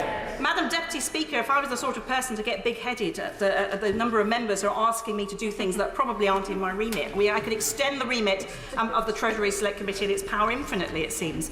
Of course, it is his own right honourable friend, the member for Shetland, who chairs the EFRA Select Committee. And as I say, we're planning as chairs to make sure we work closely together on issues where there is an overlap of interest, and we will be picking up on all of these issues. But I have to say, we have a government has promised openness and transparency and accountability. And I take my front bench at their word on that. And I'm sure that the Chancellor and her ministers themselves will be available to talk to people and explain the issues of concern that many members may have about very specific elements of the budget. I welcome some of the other measures that have been announced. The increase in the national living wage will have a huge difference for so many of my constituents and others who work hard. And they are certainly not shirkers, as some might call them on the other side, but they can barely make ends meet. In my constituency, there are many people who work 4 days a week because they earn enough to be able to do that. Others who have 4 jobs over 7 days just to hold body and soul together. So I welcome that and the removal of the age discrimination. And the devolution model, it makes so much sense in so many ways. On the Public Accounts Committee, we repeatedly looked at the challenge of pots of funds that had to be bid for, and it's something that's costly, it's time consuming, and we need to trust our elected mayors to make decisions for their area, and this shows the direction of trust that this government hopefully will continue to go down. Before the last general election, Madam Deputy Speaker, I listed what I called the big nasties. This was just some of the additional spending that needed to take place. Things that have been left sometimes by the last government, some by successive governments, sadly. Such issues as the RAC failure in schools, so I welcome the move to deal with that finally. The long waiting lists in the NHS, overcrowded prisons. What you see, I think, in the Red Book, it looks like the Justice Department has had an uplift. It's difficult to make full judgment on that in the few minutes I've had to glimpse through it. But there are other issues like the Animal Health Centre in Weybridge and Porton Down which need investment. These are risky things not to invest in. So there's going to be a challenge in public spending with the increase. And although the increase is welcome, this will require the growth that the Chancellor has called for and is trying to achieve to really deliver in order to make sure that we do see the spending that we need. Because even with the uplift that she's highlighted, the 1.5% from next year in day-to-day spending, this is a very tight financial situation for all government departments. But the boost to the Department of Health is staggering and welcome. And I'm sure that between the Public Accounts Committee, the Treasury Select Committee and the Health Select Committee, we will be holding the Health Secretary to account for his promises on making sure that that is spent well and delivers permanent and lasting change. And the capital investment is so desperately necessary. It is not that long ago the last government raided capital budgets for day-to-day spending in the NHS. That cannot be allowed to continue. And the investment in defence, absolutely necessary. There is a huge gap in the defence equipment plan, which I know my right honourable friend is all over, and she is right to increase that. And I look forward to that path to 2.5% of GDP on defence. Never again should we be going below that. Local government, although it has a boost, is going to be very squeezed, and we will be working again with sister committees to look at that. The Chancellor has also promised, Madam Deputy Speaker, to close the tax gap or reduce it. This is very bold and difficult to deliver. So again, the committee will be looking closely at how this is dealt with, as well as the recovery of fraud monies, which can be very challenging to deliver in any particular timescale. So, Madam Deputy Speaker, it is a privilege to be here as I'll give way to the Chairman of the Public Accounts Committee. New Chair of the Select Committee, and I congratulate her on her new role. There was one very welcome bit in the budget today, and that was the funding of the infected blood schemes and the Post Office Horizon schemes. That is welcome, but would she join me in urging the Chancellor to make sure that these amounts are quickly paid out so that those victims, we're hearing on them almost every day on the media, are rapidly compensated and they can get their lives back to normal? Madam Deputy Speaker, it seems when you become Chair of the Public Accounts Committee, there's something that we share in common, and one is that we hear good promises made by governments of different colours that don't always deliver as they should. And he is absolutely right. In fact, the National Audit Office, my request, pulled together a document looking at compensation schemes, because they are often differently put together, although these have now been set. and they're often not delivering as well as others. We think of Windrush as well in that mix. So it is important, and I'm sure the Chancellor, he may be offering his services to the Chancellor to make sure that this money gets out of the door, and of course his committee will be examining these programmes as time goes on. But Madam Deputy Speaker, it gives me great pleasure to respond to the Chancellor today, to welcome a Labour Chancellor to her place. I wish her well, I wish the Labour government well, of course, and I want to see these results on the ground in my constituency. But as I say, without fear or favour, the Chancellor will appear in front of us over the coming years, and we will be challenging her and her ministers to make sure they stick to the promises that she's laid out today. Thank you. We now come to the leader of the Liberal Democrats, Sir Ed Davey. Thank you, Madam Deputy Speaker. It's a pleasure to follow the Chair of the Treasury Select Committee, and I wish her all the best in her new role, especially her promise to scrutinise this budget very, very closely. And I join with her in noting that this is a very historic day, the first budget that's been presented by a female Chancellor, and I want to congratulate the Chancellor, and I'm sure she's blazing the trail for women and girls who are watching our proceedings today. Madam Deputy Speaker, there can be no doubt about the enormous task that was facing the Chancellor today. After years of chaos and decline under the Conservatives, their appalling economic legacy, set out so clearly in the figures today, is being felt by people across the United Kingdom. So people were looking to this budget for a clean break with those failures of the last few years, for a sense of hope, urgency, and the promise of a fair deal. But I fear the budget won't deliver all that. The Conservatives left behind an enormous mess in our NHS, but I'm afraid it won't be fixed unless the government fixes social care too. The cost of living crisis won't be solved by hitting families, pensioners, family farms and struggling small businesses. And our economy won't grow strongly again unless we repair our broken relationship with Europe. So Liberal Democrats will continue to stand up for our constituents and press the government to be far bolder and act much faster on people's priorities. But having said that, Madam Deputy Speaker, let me also recognise there were some good things in the budget. Indeed, I would want to welcome the Chancellor's decision to move away from the Conservatives' broken fiscal rules, to allow capital investment that our country so desperately needs. I was genuinely surprised, actually, that there was no recognition from the Leader of the Opposition of the difference between capital and current spending, which is the heart of this change. I'd like to welcome the promise of full compensation for the victims of the contaminated blood scandal and the Horizon scandal, and hope that that can be delivered quickly. And I want to welcome the extra investment in our NHS. Fixing the crisis in our NHS is literally a matter of life and death, and it's also essential for growing our economy by getting people off waiting lists, fit and healthy and back into work.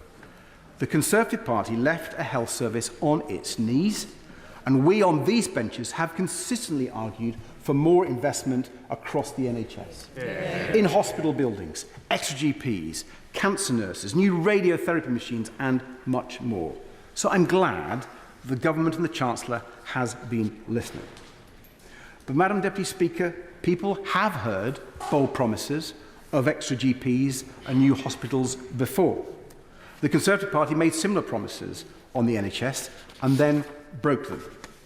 So what we need now is a guarantee that this government will deliver. So I can assure the Chancellor, Liberal Democrats will hold the government to account on its NHS plans.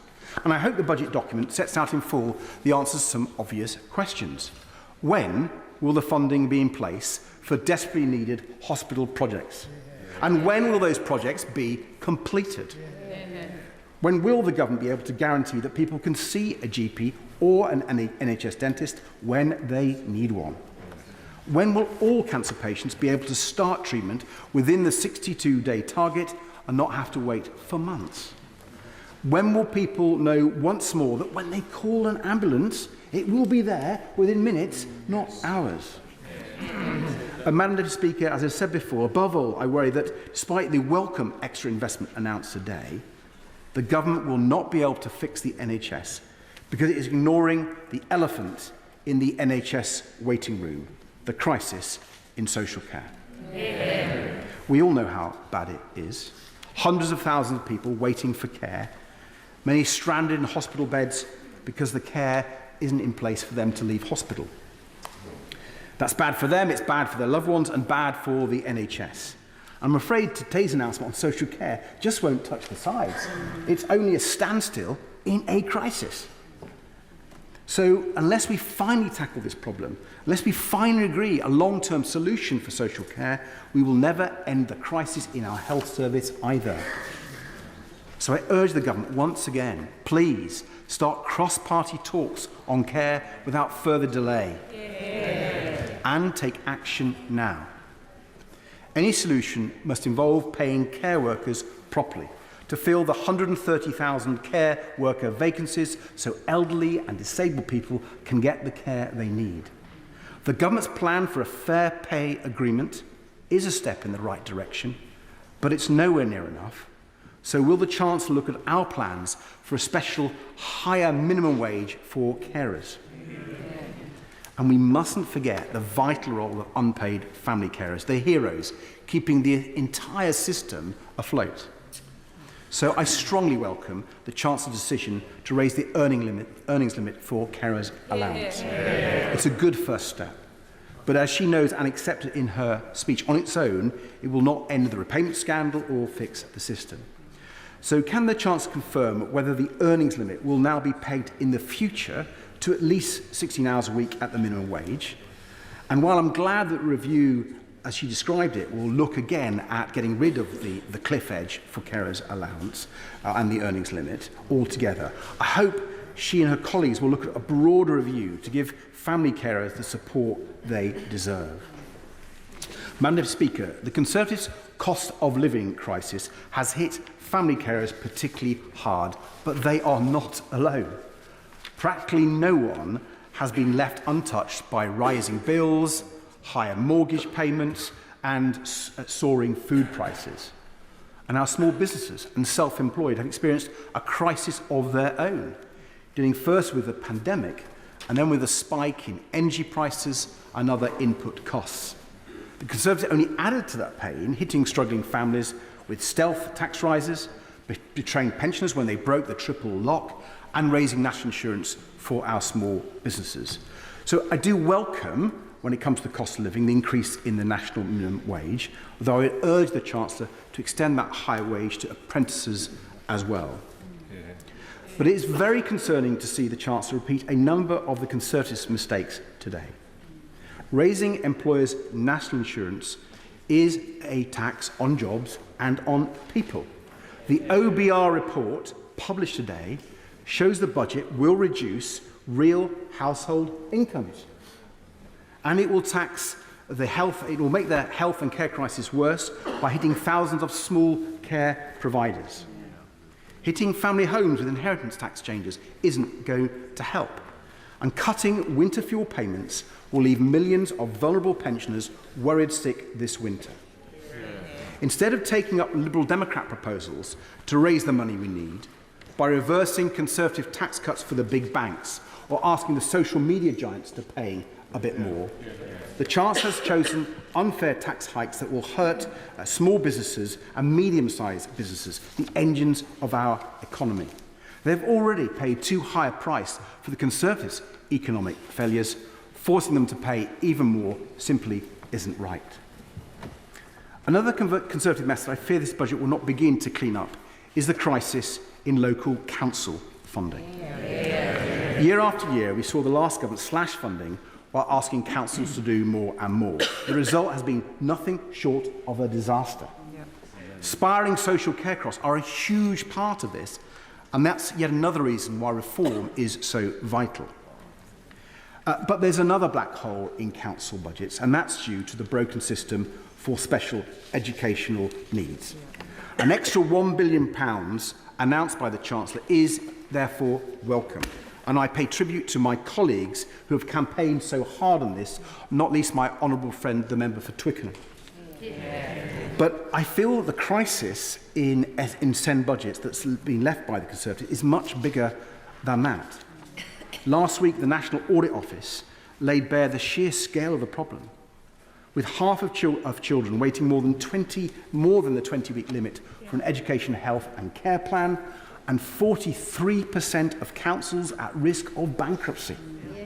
The severity of the crisis left by the Conservatives speaks for itself, and so we need to act with even greater urgency to tackle it. So we will be pressing the government to give this House a clear timeline for reform, because neither children, parents or councils can wait any longer.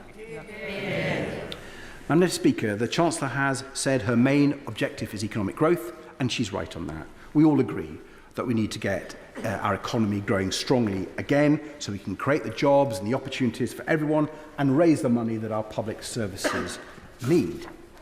And we need a real plan to do that, not just to stop things getting worse or just return to business as usual, but to build the economy of the future. An economy that is genuinely innovative, prosperous and fair. Part of that is fixing the health and care crisis. That will be crucial. So we're managing the public finances responsibly and giving businesses the certainty and stability they need to invest in our economy. And so we're investing in cheap, clean, renewable power to drive a strong recovery, bring down energy bills and create secure, well-paid jobs. And I welcome the steps the government has taken on this so far. But we must also back small businesses much more. They are the beating heart of our local economies. So I'd urge the Chancellor to go further than today's announcement on business rates and to make a historic change by overhauling the broken business rate system that's destroying our high streets and town centres. Tinkering around the edges simply won't be good enough any longer. And finally, Madam Speaker, one more crucial ingredient for growth: fixing our broken relationship with Europe. Removing the Conservatives' trade barriers would be a massive boost for British jobs, British business and the British economy. But by ruling out important steps like a youth mobility scheme or key long-term goals like membership of the single market, the government is trying to grow our economy with one arm tied behind its back. So, Madam Speaker, in July, the British people kicked out of office one of the most damaging governments in our country's history. On the Conservatives' watch, we saw living standards fall, the economy stagnate, and public services decline. And no government would have an easy time turning that around. But people were looking to this budget for hope and a genuinely new direction, for urgent action to fix health and care crisis, for a break with the last government's mistakes on tax, for a plan to grow our economy and rescue local councils on the brink, for a fair deal. Yes, there were big and difficult decisions for the Chancellor to make, but I fear she's got too many of them wrong. We needed a different budget to repair the damage done to our country and to give people the fair deal they deserve. For our constituents, these benches will push the government to do far more for our economy, NHS and care. They are what Liberal Democrats will always champion.